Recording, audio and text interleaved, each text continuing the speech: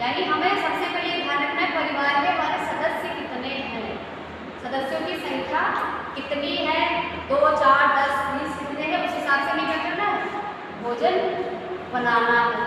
ठीक, तो ये होता है परिवार के सदस्यों के अनुकूल में आएगा। सदस्य संख्या का इसमें ध्यान रखेंगे, सदस्यों की रुचियों का ध्यान रखेंगे कि किसके परिवार में क्या चीज अधिक खाई जाती है, कि किसी के परिवार में कोई कुछ खा रहा है, कुछ खा रहा है। ठीक है, तो इसका हमें ध्यान रखना है। नंबर 2 पे मनोविकृत तथा पोषण। मनोविकृत पोषण का मतलब यहाँ पे जैसा हम खाते हैं वैसा ही हमारा दिमाग क्या होता है, विकसित होता है। ठीक है, तो पोषण ऐसा होना चाहिए जो हमारे क्या है, दिमाग को विकसित करे। जो बच्चे ऐसे हैं जिनको पोषण की अधिक आवश्यकता है, जैसे कमजोर है, स्मरण शक्ति कमजोर है, शारीरिक रूप से कमजोर है, ठीक है, उन्हें पोषण की विशेष आवश्यकता है, तो इसका भी हमें ध्यान रखना है उन बच्चों के लिए विशेष। या परिवार में कुछ लोग बीमार हैं, डायबिटीज है, या गर्भवती औरतें हैं, उनको क्या है, अतिरिक्त पोषण की आवश्यकता होती है, गर्भवती माताओं को नहीं होती है। और इसके अतिरिक्त जो धात्री माताएं होती हैं, जो बच्चों को स्तनपान कराती है, दूध पिलाती है। ठीक है, तो इसका हमें ध्यान रखना है किस तरीके के सदस्य हैं हमारे परिवार में।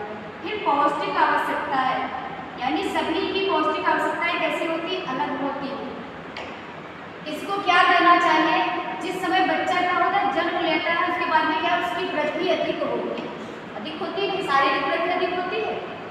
तो जब इस समय शरीर बढ़ रहा होता है तो किस पोषक तत्व की आवश्यकता होती है, प्रोटीन की आवश्यकता होती है, क्योंकि हमारे शरीर में शरीर निर्माण का कार्य कौन करता है, प्रोटीन करता है।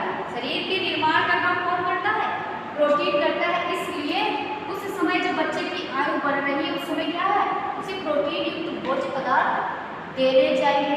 प्रोटीन युक्त भोज्य पदार्थ कौन होते हैं, जैसे दूध है, दालें हैं, ठीक है, दूध से बने और भोज्य पदार्थ हो सकते हैं। और इसमें यह आएगा कि किशोरावस्था ले लें हम, किशोरावस्था जिसमें आप सभी चल रहे हैं। ठीक है, इस उम्र में क्या है, शारीरिक क्या है, परिवर्तन होते हैं, लड़कियों में चेंजिंग आती, लड़कों में भी चेंजिंग आती। तो संभवतः क्या है, हमारे आहार में भी क्या है, परिवर्तन होना चाहिए, क्योंकि हमारा पौष्टिक मूल्य क्या होता है, बढ़ जाता है। इस समय ऊर्जा की खपत अधिक होती है, किस अवस्था में, किशोरावस्था में, क्योंकि भाग दौड़ रहती है, बच्चे पढ़ने जाते हैं, ठीक है, शारीरिक परिश्रम भी करने लगते हैं। तो बच्चों को प्रोटीन और किशोर किशोरियों को कार्बोहाइड्रेट की आवश्यकता होती है, तो इस चीज़ का भी ध्यान रखना चाहिए। फिर पोषण तथा मानसिक शक्ति। कुछ बच्चों को हम देखते हैं कोई चीज़ पढ़ लेते हैं तुरंत याद हो जाती है, कुछ बच्चे नहीं याद कर पाते। इसका मतलब क्या है, कहीं ना कहीं यहाँ पे पोषण में क्या है, अंतर होने के कारण ऐसा होता है।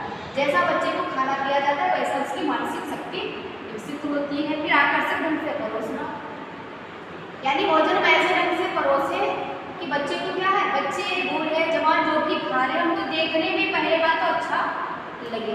जब